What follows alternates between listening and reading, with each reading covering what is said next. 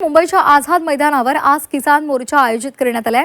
विविध मागण्यांसाठी शेतकऱ्यांनी एल्गार पुकारलाय। आज आझाद मैदानावर किसान मोर्चा धडकणार आहे। हजारो शेतकरी या मोर्चामध्ये सहभागी होणार आहेत अशी माहिती मिळते। नियमित कर्जदारांना 2 लाखांपर्यंत दिलासा द्यावा, देवस्थान गायरान जमिनी त्याचबरोबर घराच्या तळ जमिनी शेतकरी श्रमिकांच्या नावे कराव्यात। पीक विमा योजनेचे ट्रिगर पूर्ववत करून योजना शेतकऱ्यांच्या हिताची करावी।